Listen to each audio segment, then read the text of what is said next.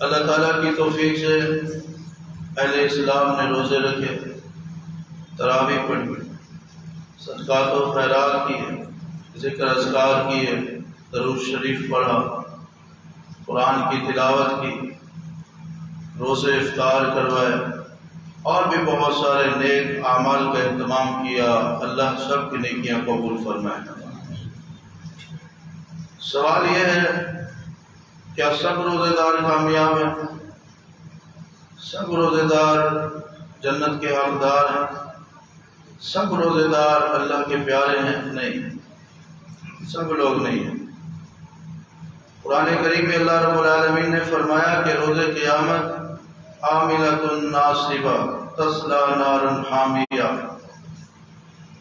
ایسے لوگ بھی آئیں گے کہ عمل کر کر کے تھک چکے ہوں گے، لیکن تصلی نارا حامیہ، جنت میں جانے کی بجائے وہ جہنم میں جا رہے ہوں گے۔ ان کو جہنم کی جلتی ہوئی دہکتی ہوئی آگ میں پھینکا جائے گا۔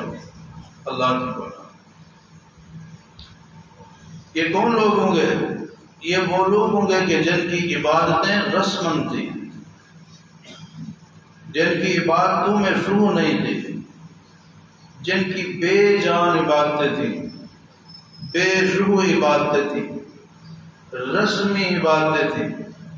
ان کی عبادتیں خالص اللہ کی رضا کے لیے نہیں تھیں، ان کی عبادتیں صرف اللہ ہی کے لیے نہیں تھیں، ان کی عبادتیں دکھلاوے سے پاک نہیں تھیں، ان کی عبادتیں رسول اللہ کے طریقے کے مطابق نہیں تھیں، ان کی عبادتیں حلال کھانے کے ساتھ نہیں تھیں۔ اس لیے ان کی عبادتوں کا، ان کی ریاضتوں کا، ان کی محنتوں کا کوئی فائدہ نہیں ہوا۔ عاملۃ ناصبہ تصلی نارا حامیہ، عمل کر کر کے تھک چکے ہوں گے، پھر بھی جہنم کی آگ میں جائیں۔ کامیاب کون ہے؟ جو صرف اکیلے اللہ کی عبادت کرتا ہے اور اللہ ہی کی رضا کے لیے کرتا ہے، جس کی عبادت میں شرک نہیں ہے، جس کے عمل میں ریا نہیں ہے، جو عمل کو کرتا ہے اپنی مرضی سے نہیں، جناب محمد رسول اللہ صلی اللہ علیہ وسلم کی سنت اور آپ کی اتباع کرتے ہوئے محمدی طریقے سے کرتا ہے۔ اس کے عمل میں بزرگوں کا، بابوں کا، فقیروں کا، امیروں کا، بڑوں کا کوئی عمل دخل نہیں۔ وہ سب کو واجب الاحترام سمجھتا ہے، لیکن واجب الاتباع اگر وہ سمجھتا ہے تو جناب محمد مصطفیٰ صلی اللہ علیہ وسلم حلال حرام کی پرواہ کرتا ہے، حرام نہیں کھاتا، کیونکہ حرام خور کی کوئی عبادت اللہ کی یہاں مقبول نہیں۔ کسی کا حق کھانے والے کی کوئی عبادت اللہ کی یہاں مقبول نہیں۔ کسی کا مال ہڑپ کر جانے والا، ناجائز دوسرے کے مال کو ہتھیار لینے والا، قبضہ کر لینے والا، جھوٹ کے ذریعے، فراڈ کے ذریعے، رشوت کے ذریعے، جھوٹی قسم کے ذریعے کسی بھی انداز سے دوسرے کے مال کو ناجائز طور پہ استعمال کرتا ہے، ایسے بندے کی کوئی عبادت قبول نہیں۔ یہ معاملہ بڑا سیریس معاملہ ہے جس کو اکثریت سیریس لے نہیں لے۔ امام الانبیاء جناب محمد صلی اللہ علیہ وسلم نے فرمایا، قرب قیامت لوگوں کی یہ حالت ہو جائے گی، لا یبالی المرء عمل الحلال ام من الحرام، بندہ مال جمع کرے گا، بندہ پیسہ اکٹھا کرے گا، بندہ دولت بنائے گا، لیکن بندے کو پرواہ نہیں ہوگی، فکر نہیں ہوگی یہ مال حلال طریقے سے میں لے رہا ہوں یا حرام طریقے سے رہا۔ نبی علیہ السلام نے فرمایا کہ لوگوں کا جو دین ہوگا، ایمان ہوگا، چند ٹکوں، چند پیسوں، چند درہم و دینار دنیا کے تھوڑے سے فائدے کی خاطر ایمان کو قربان کرتے ہیں۔ آج ہماری حالت نظر نہیں آ رہی معاشرے۔ اللہ اکبر، اللہ کی بنا، اللہ ہم سب کو مال کے فتنے سے محفوظ۔ کون سا روزہ کامیاب ہے؟ جو روزہ روزے دار اللہ سے ڈرنے والا، جس کے روزے نے اس کے اندر تقوی پیدا کر دیا، جس کے روزے نے اس کے اندر گناہوں کا احساس پیدا کر دیا، جس کے روزے نے اس کے دل کے اندر اللہ کا خوف پیدا کر دیا، جس کے روزے نے اس کے اندر پرہیزگاری پیدا کر دی، جس کے روزے نے اس کے اندر حساب کتاب کا فکر پیدا کر دیا، جس کے روزے نے اس کے اندر قیامت والے دن کی پیشی کا خوف اور ڈر پیدا کر دیا، وہ روزے دار کامیاب ہے جس کے روزے نے اس کو آخرت کی فکر سکھا دی، حق والے کا حق دینا سکھا دیا، ناراض دوستوں سے رشتہ داروں سے صلح کرنا سکھا دیا، حرام کھانے سے کلی اجتناب کا ذہن بنوا دیا۔ جس بندے کے روزے نے بندے میں یہ مذکورہ تبدیلیاں پیدا کر دی، وہ روزے دار کامیاب بھی ہے اور کامران بھی ہے۔ اللہ ہمیں ایسے لوگوں میں شامل فرمائے۔ صحابہ کرام روزے رکھا کرتے تھے، رسول اللہ کے اصحاب روزے رکھا کرتے تھے، رسول اللہ کے اہل بیت روزے رکھا کرتے تھے، ان کے اندر تقویٰ پیدا ہوتا تھا، اللہ کا ڈر پیدا ہوتا تھا، اللہ کا خوف پیدا ہوتا تھا، حساب و کتاب کی فکر پیدا ہوتی تھی۔ امام الانبیاء جناب محمد صلی اللہ علیہ وسلم تشریف فرمائے، ایک صحابی آیا، آ کے کہتے یا رسول اللہ میرے کچھ غلام ہیں، میں ان کے اوپر آگے ہوں، میرے پاس کام کرتی ہے، یا رسول اللہ وہ میرے مال میں کبھی فراڈ بھی کرتی ہے، کبھی مجھے دھوکہ بھی دیتی ہے، کبھی میرے مال میں سے اپنی مرضی سے پوچھے بغیر لے لیتی ہے، وہ میرے ساتھ دھوکہ بھی کرتی ہے، میرا نقصان بھی کرتی ہے، یا رسول اللہ مجھے پتہ چل جائے میں ان کو گالیاں بھی دیتا ہوں، میں ان کو مارتا بھی ہوں، میں ان کے اوپر سختی بھی کرتا ہوں، یا رسول اللہ میرا حساب کیسے ہوگا؟ یہ ہے اصل روزے دار جن کا روزہ ان کو حساب کی فکر دے۔ یا رسول اللہ میرا حساب کیسے ہوگا؟ آپ علیہ السلام نے فرمایا سائل سوال کرنے والے میری بات کو توجہ کے ساتھ سن، کل قیامت والے دن ان کے دھوکے کو بھی تولا جائے گا، ان کے نقصان کرنے کو بھی تولا جائے گا، ان کی وعدہ خلافی کو بھی تولا جائے گا، ان کی بدعہدی کو بھی تولا جائے گا، ان کی امانت میں خیانت کو بھی تولا جائے گا، اور اس کے ساتھ ساتھ تیری سختی کو بھی تولا جائے گا، تیری گالیوں کو بھی تولا جائے گا، تیرے صلاح دینے کو بھی تولا جائے گا، پھر انصاف رب العالمین کرے گا، ان کا جرم زیادہ ہوا ان کو سزا ملے گی، تیری سزا دینا زیادہ ہوا رب کے آنکھوں پکڑا جائے۔ امام الانبیاء جناب محمد رسول اللہ صلی اللہ علیہ وسلم نے جب یہ بات ارشاد فرمائے، وہ بندہ زور زور سے رونے لگ گیا، یا رسول اللہ کیا بنے گا؟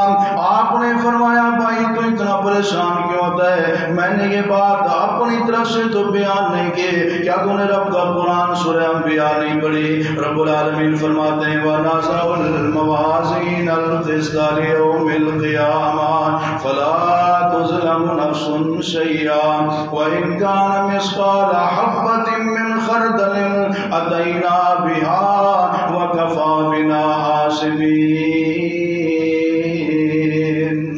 رب العالمین فرماتے ہیں قیامت والے دن عدل و انصاف کا ترازو لگایا جائے گا، لوگوں کے اعمال کو تولا جائے گا، ایک رائے کے دانے کے برابر کسی بندے نے کوئی اچھا کام کیا ہوگا یا برا کیا ہوگا اس کو بھی لایا جائے گا، حساب پورا کیا جائے۔ وہ کہتے ہیں یا رسول اللہ مجھے کیا پتا، ممکن ہے میری سزا ان کے جرموں سے زیادہ ہو جائے، پھر تو میں رب کے سامنے پکڑا جاؤں گا، جو رب کے سامنے پکڑا گیا اس کا کیا بنے گا؟ یا رسول اللہ میں نے فیصلہ کر لیا، میں اپنے سارے غلاموں کو آزاد کر دیتا ہوں تاکہ قیامت والے دن حساب ہی نہ دینا پڑے۔ یہ سوچ یہ فکر پیدا ہو جائے پھر بندہ کامیاب۔ آج میرے بھائیوں روزہ رکھ کے پانی کا گھونٹ نہیں پیتا، لوگوں کے لاکھوں ارب کر جاتا ہے، روزہ رکھ کے فروٹ نہیں کھاتا، بہنوں کی زمین جائیداد کھا جاتا ہے، روزہ رکھ کے دودھ نہیں پیتا، لوگوں کے خون چوستا رہتا ہے۔ تیرے روزے نے تجھے کیا سکھایا؟ اگر تیرے روزے نے تیرے اندر رب کا خوف پیدا نہیں کیا، تیرے اندر تقوی پیدا نہیں کیا، پرہیزگاری پیدا نہیں کی، حلال حرام میں فرق کرنا پیدا نہیں کیا، پھر تیرا یہ روزہ تجھے رب کا پیارا بھی نہیں بنا سکتا، جنت کا حقدار بھی نہیں بنا سکتا، اور کامیاب انسان بھی نہیں بنا سکتا۔ فکر پیدا کیجیے، آخرت کی فکر، حساب کتاب کی فکر، اللہ کے پاس جانا ہے۔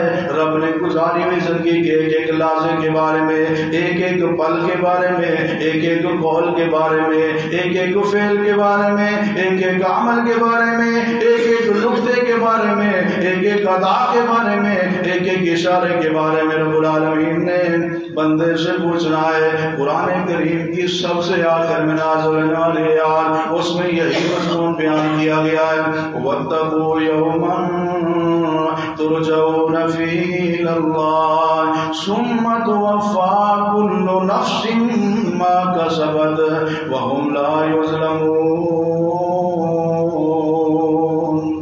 ڈر جاؤ اس دن سے جس دن تم سارے کے سارے اللہ کی عدالت میں پیش ہوگے۔ ڈر جاؤ اس دن سے جس دن تم سارے کے سارے اللہ کے سامنے لوٹائے جاؤ گے، اللہ کے سامنے پہنچائے جاؤ گے۔ پھر تم نے دنیا میں جو جو بھی کام کیے تھے، اللہ تمہیں پورا پورا اس کا حساب دے گا، بدلہ دے گا، جزا دے گا، سزا دے گا۔ کسی بندے کے ساتھ کوئی ظلم و زیادتی نہیں ہوگی۔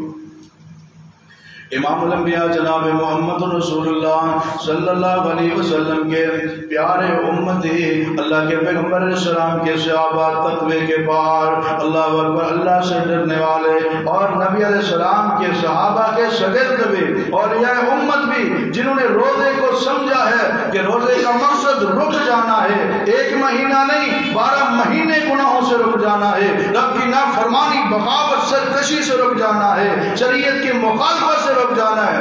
امام سفیان ثوری رحمۃ اللہ علیہ بہت بڑے عظیم مرتبہ شخصیت گزرے، بہت بڑے عظیم محدث، غالباً امام بخاری رحمۃ اللہ علیہ کو استادوں میں سے۔ امام سفیان ثوری رحمۃ اللہ علیہ جیب میں ایک پرچی لکھ کے ڈالی ہوئی ہے، بار بار اس پرچی کو نکالتے ہیں، پڑھتے ہیں، جیب میں ڈال لیتے ہیں، تھوڑی دیر بعد اس پرچی کو نکالتے ہیں، پڑھ کے پھر جیب میں ڈال لیتے ہیں۔ ایک بندے نے پیچھا کیا اور کہتے جا کے دیکھو تو صحیح اس پرچی کے اوپر کیا لکھا ہوا ہے۔ جب امام سفیان ثوری رحمۃ اللہ علیہ کے پاس جاتا ہے، کہتے حضرت اس پرچی پہ لکھا ہوا تو مجھے بتائیں کیا لکھا ہوا ہے جس کو آپ بار بار جیب سے نکال کے پڑھتے ہیں۔ اس نے کہا بھائی یہ لے پرچی، پڑھ لے اس کے اوپر کیا لکھا ہوا ہے۔ وہ پڑھنے والا کہتا ہے اس پرچی کو لکھا ہوا تھا سفیان اس دن کو بھول نہ جانا جس دن رب کے سامنے کھڑے ہو کے حساب دینا ہے۔ اللہ یہ تھے اصل روزے دار۔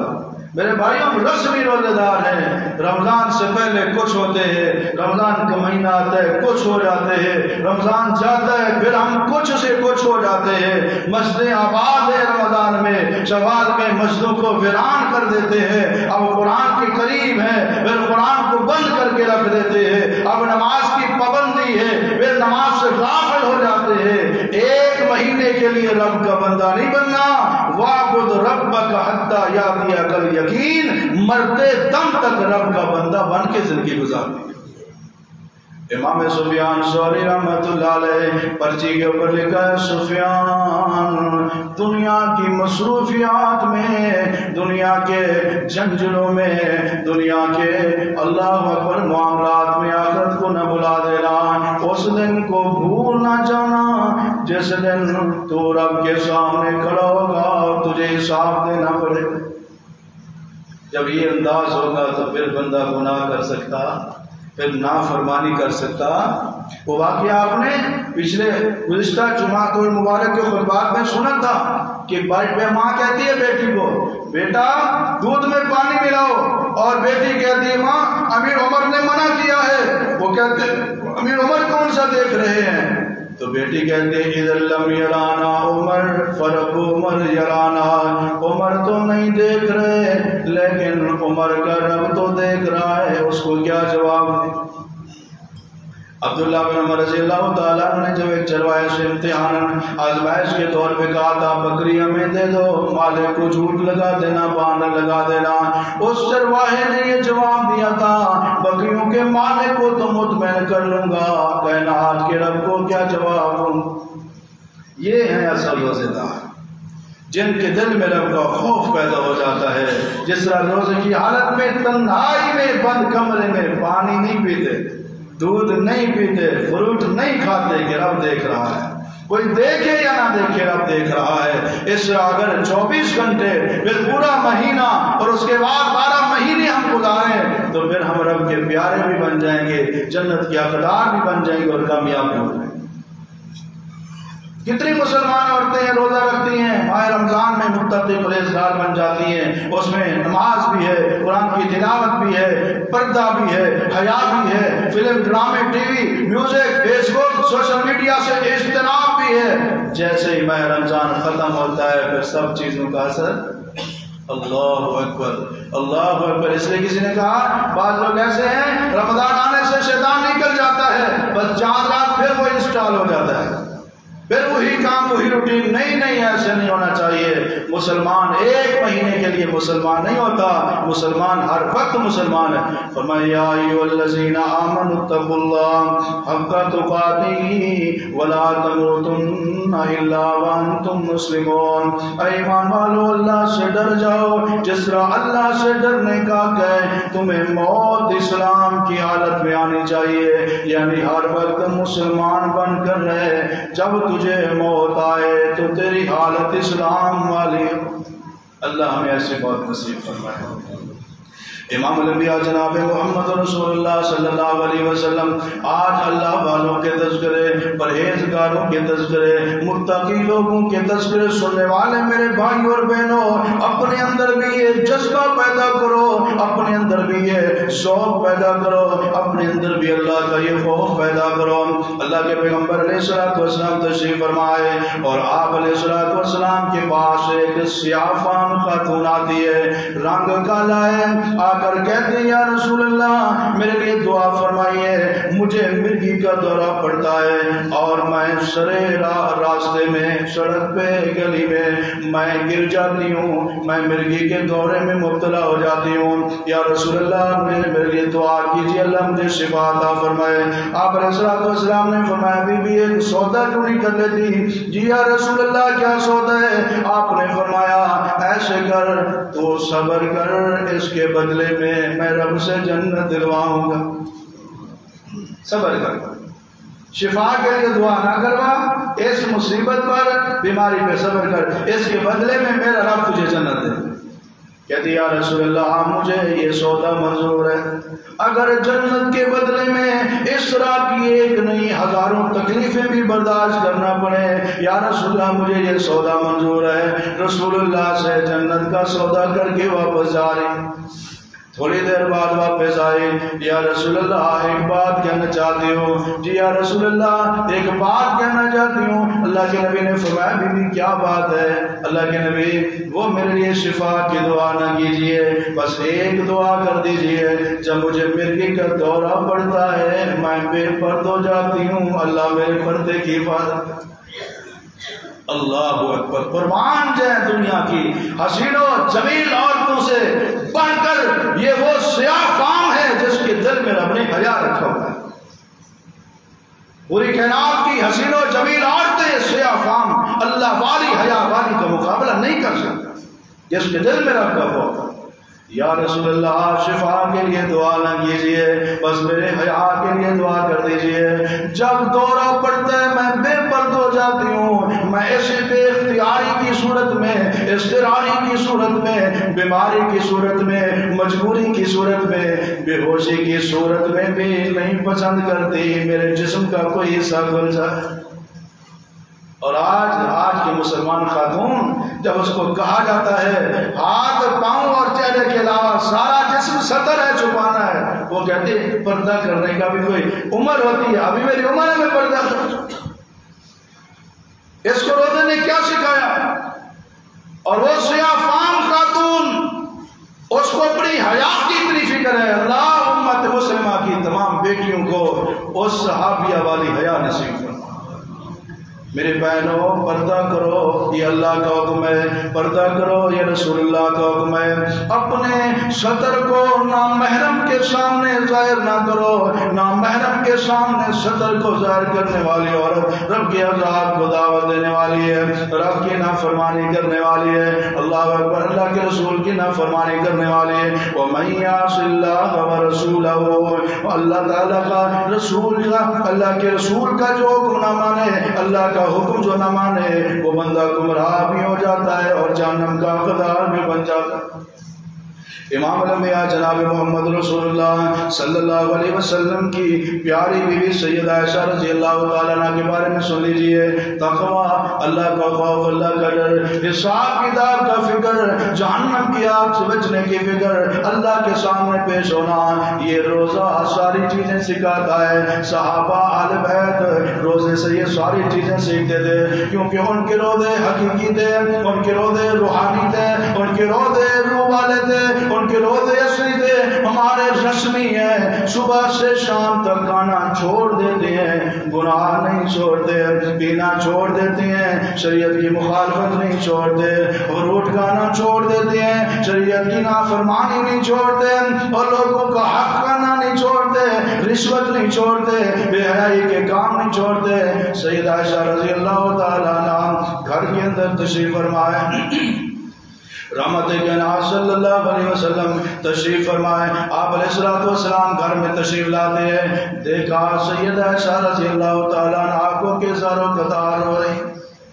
آپ نے فرمایا مایوب کی کہ یا عائشہ، اے عائشہ کیا وجہ ہے، کیوں رو رہی ہو، کس بات نے تجھے رونے پہ مجبور کیا ہے؟ حضرت عائشہ رضی اللہ تعالیٰ عنہ جواب دیتی ہے، ذکرت النار فبکیت یا رسول اللہ، اے اللہ کے نبی صلی اللہ علیہ وسلم، آج میں گھر میں بیٹھی تھی اور میں نے جہنم کے بارے میں سوچا، جہنم کے عذابوں کے بارے میں سوچا، فبکیت، پھر میں رونے لگ گئی۔ میرے بھائیو، سامعین میں اور ہم سب، کسی نے زندگی کے 30 سال گزارے ہوئے، کسی نے 40 سال گزارے ہوئے، کسی نے 60-70 سال گزارے ہوئے، بتائیں زندگی میں کبھی جہنم کو یاد کر کے ہم بھی روئے؟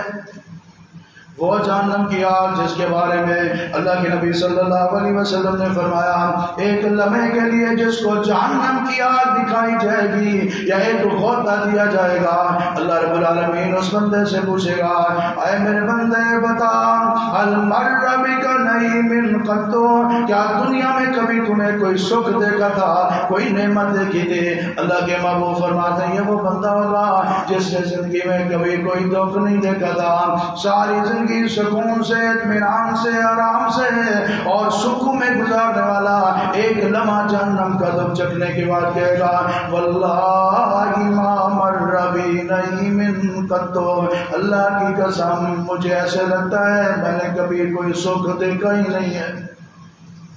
یہ وہ جہنم، ایک لمحے کا عذاب زندگی کے سارے سکھ بلا۔ امام الانبیاء جناب محمد رسول اللہ صلی اللہ علیہ وسلم تشریف فرمائے، ایک دھماکے کی آواز سنائی گئی ہے، اللہ کے نبی صحابہ سے پوچھتے ہیں تم جانتے ہو یہ دھماکے کی آواز کس چیز کی ہے؟ صحابہ کہتے ہیں اللہ اس کا رسول بہتر جانتے ہیں۔ اللہ کے نبی صلی اللہ علیہ وسلم فرماتے ہیں آج سے 70 سال پہلے ایک پتھر کو گرایا گیا جہنم میں، وہ گرتا رہا 70 سال مسلسل گرنے کے بعد آج وہ جہنم کی تہ کو لگا ہے جس سے آواز پیدا۔ اور علماء کرام نے لکھا ہے کہ جو بندہ ایک نماز جان بوجھ کے چھوڑتا ہے، اسی گہری جہنم کے 80 غوطے اس کو دیے جائیں گے۔ آج کسی کو کہا جائے وہ کہتے دیکھی جائے، اور میرے بھائی جہنم نہیں دیکھی جائے گی، وہ دیکھنے کی چیز ہی نہیں ہے۔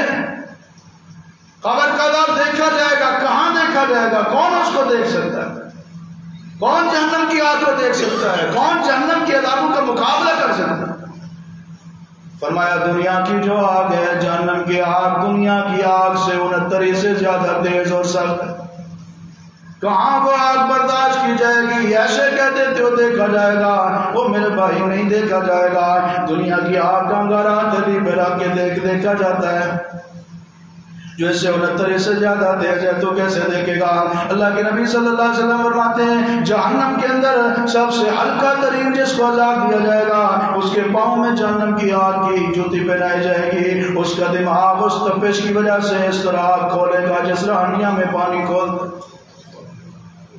اللہ کے نبی صلی اللہ علیہ وسلم نے اس جہنم کے بارے میں فرمایا لوگوں جہنم کے عذاب سے بچاؤ، جہنم کی آگ سے اپنے آپ کو بچا لو، جہنم کی آگ سے بچو۔ کلما نضجت جلودہم بدلناہم جلودا غیرہا لیذوقوا العذاب، جہنمیوں کو جب جہنم کی آگ میں جلایا جائے گا ایک کار ختم ہو جائے گی، جل جائے گی، فوراً چمڑا چڑھا دیا جائے گا تاکہ عذاب میں ان کو تھوڑی سی رعایت بھی نہ ملے، کمی بھی نہ ہو۔ وَهُمْ يَسْتَرِخُونَ فِيهَا رَبَّنَا أَخْرِجْنَا نَعْمَلَ صَالِحًا غَيْرَ الَّذِي كُنَّا نَعْمَلُ، جب جہنمی جہنم میں چلیں گے چیخیں گے پکاریں گے اور کہیں گے پروردگار اخرجنا، ایک بار میں جہنم کی آگ سے عذاب سے نکال دے، نَعْمَلَ صَالِحًا غَيْرَ الَّذِي كُنَّا نَعْمَلُ، واپس بھیج دے، اب اس طرح کے کام نہیں کریں گے جس طرح پہلے ہم برے کام کیا کرتے تھے، نَعْمَلَ صَالِحًا، اب ہم اچھے کام کیا کریں گے۔ رب العالمین فرمائیں گے اولم نعمرکم، کیا میں نے تمہیں عمر نہیں دی تھی؟ 30 سال نہیں دیے تھے، 40 50 60 70 80 90 100 سال نہیں دیے تھے؟ ما یتذکر فیہ من تذکر وجاءکم النذیر، سدھرنا چاہتے بڑا وقت تھا، اصلاح کرنا چاہتے بڑا وقت تھا، نیک بننا چاہتے بڑا وقت تھا، لیکن اب تمہیں موقع نہیں، کیونکہ دنیا کے اندر یہ عمل کی جگہ ہے، یہاں عمل ہے حساب نہیں ہے، کل قیامت والے دن حساب ہوگا، عمل کی مہلت نہیں ہوگی۔ کسی نے سمجھانے کے لیے ایک افسانوی انداز میں بتایا، ایک بزرگ رش والی جگہ پہ بیٹھے ہوئے تھے، کسی نے پوچھا جب تک کیوں بیٹھے ہو؟ اس نے کہا لوگوں کی رب سے صلح کرا رہا ہوں۔ اچھا لوگوں کی؟ پھر لوگ کیا کہتے ہیں؟ یار میں تو کوشش کر رہا ہوں ان کی رب سے صلح ہو جائے، ان کا رب ان سے راضی ہو جائے، لیکن لوگ نہیں مانتے، ان کے پاس ٹائم ہی نہیں ہے۔ تھوڑے عرصے بعد اس بزرگ کو دیکھا گیا، وہ جناب قبرستان میں بیٹھا ہوا ہے۔ پوچھنے والے نے پوچھا حضرت یہاں کیا کر رہے ہو؟ کہ میں اللہ کے ساتھ لوگوں کی صلح کرا رہا ہوں۔ کیا ہوا؟ وہ کہنے لگا اب یہ تو مانتے